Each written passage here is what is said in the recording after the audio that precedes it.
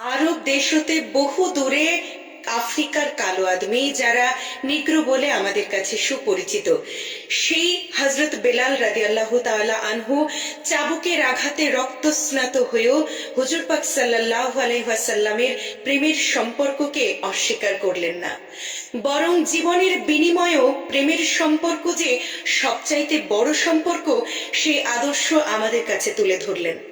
আপন ঘরের সন্তানেরা করে বিরোধিতা, আর যাদের সঙ্গে রক্তের কোনো সম্পর্ক নেই, যাদের সঙ্গে পরিচয় কিছুদিনের, তারা কি করে প্রেমের সম্পর্কের কাছে জীবন বিলিয়ে দিতে পারে, তারই বিস্ময়কর দৃষ্টান্ত ইসলামের ইতিহাসে ভরপুর।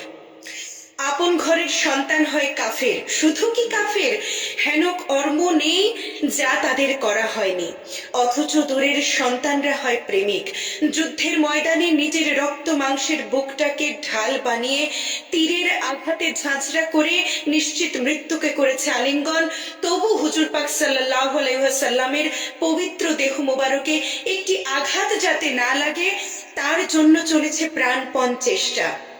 উহুদের যুদ্ধের কোনো একটি বিশেষ পরিবেশে পর পর কয়েকজন রসুল প্রেমিক জেনে শুনে আপন বুকটাকে বানিয়েছেন তাদের আঘাত খাওয়া ঢাল, যার পরিণাম অবধারিত মৃত্যু।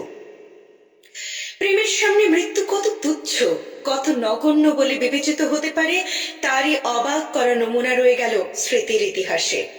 ইসলাম প্রেমের সম্পর্ককেই হুজুর পাক সাল্লাল্লাহু আলাইহি ওয়াসাল্লামের উত্তরাধিকার তথা নিজ বংশের বলে ঘোষণা করেছেন।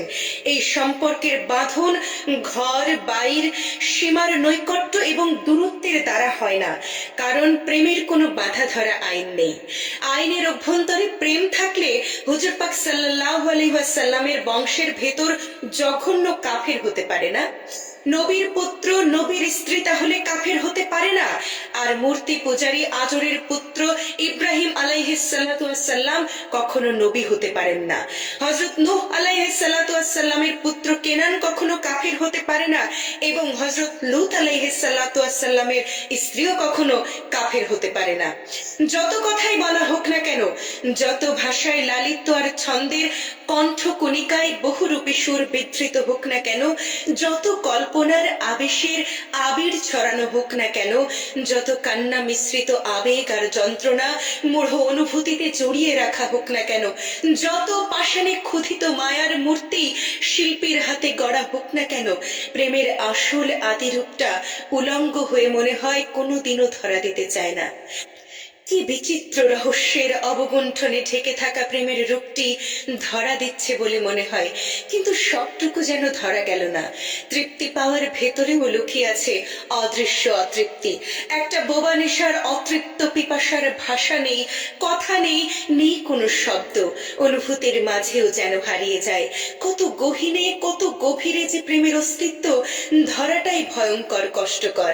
এই গভীরতা মাপতে যে মানুষ তার আপন সত্তাকে পর্যন্ত অবহেলা করতে শেখে, অবহেলার চরমতম রূপটি অনেক সময় নিজেকে তিলে তিলে বলি দিতে দিতে পেতে চায়, তখন পায় কিনা জানি না, শুধু জানার মাঝে এইটুকুই জানতে পারলাম অতি প্রাচীন অতি পুরাতন একটি এক ঘিয়ে নিঝুম নিশির থেকে থেকে চাপা কান্নার সুর পৃথিবীতে এলাম, পৃথিবী থেকে চির বিদায় নিলাম, এটাই বোধহয় সত্য, এটাই বোধহয় আধার আকাশে তারার আলোর মতো সত্য। যেন পয়সার এপিঠ আর ওপিঠ, এ দুইয়ের মাঝখানে পথের পুলটা, যার দৈর্ঘ্য অনেক বড়, অনেক ঝামেলায় ভরা, অভিজ্ঞতার সুশ্রেয় বিশ্রী রূপ আর অরূপের খেলাটাই চলে জন্ম আর মৃত্যুর মাঝখানে। এই মাঝখানের যে বিচিত্র পথটা, এর দাম কত তুমি কি জানো? মনে হয় এর দাম খুব বড় একটা শূন্য, অথবা খুব বড় একটা দীর্ঘশ্বাস। আসসালামু আলাইকুম। পাঠ করছিলাম মারিফতের গোপন কথা নামক বইটি থেকে। আজ এ পর্যন্তই। পরবর্তী পর্ব শোনার জন্য আমন্ত্রণ রইল। ধন্যবাদ।